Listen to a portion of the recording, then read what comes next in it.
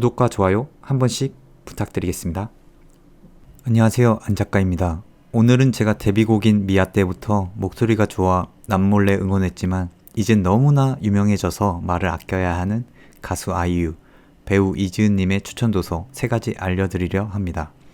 수많은 활자 속에서 추리고 추려 자신의 감성을 응축시켜 가사에 잘 녹여내는 가수라 생각돼서 아직도 노래뿐만 아니라 추천도서는 한 번씩 건드려보고 있습니다.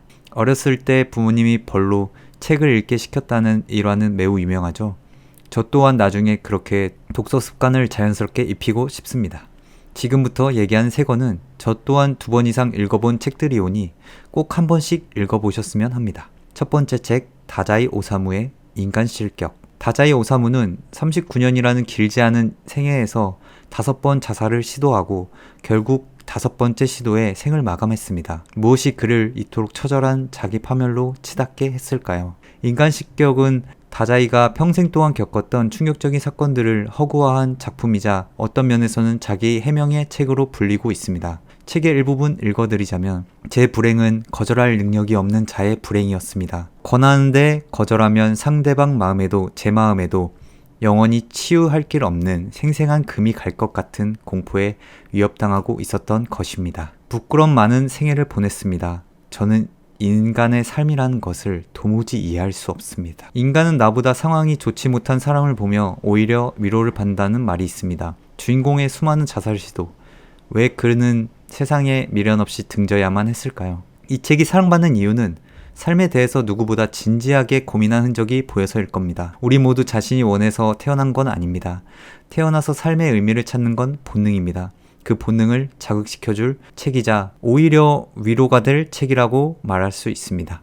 그래서 지금까지 베스트셀러로 계속 오르는 이유도 있고 한 번쯤 읽어보셨으면 하는 책입니다. 2번째 책, 밀람 쿤데라, 참을 수 없는 존재의 가벼움. 서울에서 같이 살던 친한 형이 살면서 한 번쯤 읽어보면 도움이 될 책을 넌지시 알려주곤 했는데요. 그렇게 알게 된 책이 밀람 쿤데라의 참을 수 없는 존재의 가벼움입니다. 서점에 들려 이 책을 펼치자마자 들었던 생각이 아직도 생생합니다. 글을 쓰고 싶었던 것입니다. 존재의 무거움과 가벼움에 대한 이야기로 생각보다 쉽지 않은 주제입니다. 가볍게 살라고 주장한 책이 아니라 무겁고 책임감 있는 기존 삶의 방식과 진리가 무너지는 당시 시대상을 그렸다고도 볼 수 있습니다. 책의 일부분 읽어드리겠습니다. 사랑은 단 하나의 은유에서도 생겨날 수 있다. 테레자와 사비나는 그의 삶에 있어서 두 극점, 서로 멀리 떨어져 화해가 불가능하지만 하나같이 아름다운 극점을 표상했다. 플라톤의 향연의 유명한 신화를 떠올렸다. 옛날에 인간은 양성을 동시에 지녔고 신이 이를 반쪽으로 분리해서 그때부터 서로 반쪽을 찾으려고 헤맸다는 것이다. 사랑이란 우리 자신을 잃어버린 반쪽에 대한 욕망이다. 인생을 어떻게 바라볼 것인가? 등장인물 4사람의 대비를 통해 말합니다. 인생과 존재에 대한 관점의 차이로 4사람은 헤어짐을 반복하고 갈등이 생깁니다. 시대적 배경은 공산화된 체코이며 민주화의 열망이 있었지만 소련군의 억압을 받습니다. 개개인의 인생 이야기와 함께 민주주의, 공산주의, 나치즘 같은 사회적 이데올로기도 주제로 꺼냅니다.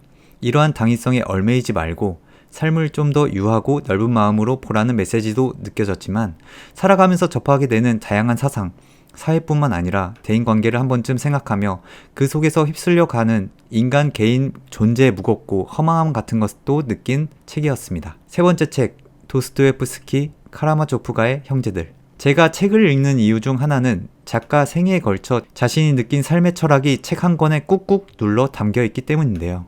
이 책 또한 그렇습니다. 죄와 벌을 먼저 읽으며 도스토옙스키에 빠진 저는 카라마조프가의 형제들까지 관심을 가졌습니다. 총 3권의 책으로 구성되어 있어서 쉽지 않았지만 다 읽고 나서는 감탄을 금치 못한 작품입니다.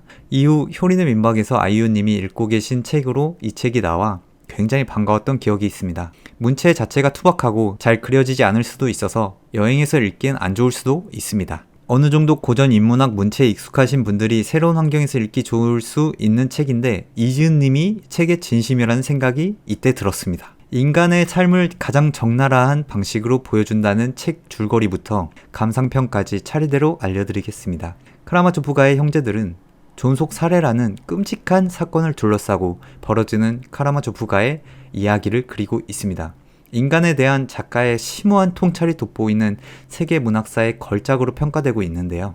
카라마조프가에서 알료샤를 제외한 나머지는 대부분 극단적, 격정적 성격, 행동과 감정이 급격히 변하는 모순적인 행동을 보입니다. 이를 책에선 카라마조프적으로 규정, 태어난 이상 변할 수 없는 특성과 같다고 말하는데요. 작가는 이러한 특성을 카라마조프에서 러시아인의 일반적인 특성으로 확장시켜 말합니다. 러시아인의 심리는 아주 극단적인 모순을 가지고 있으며 서로 다른 두 시면을 동시에 들여다볼 수도 있습니다.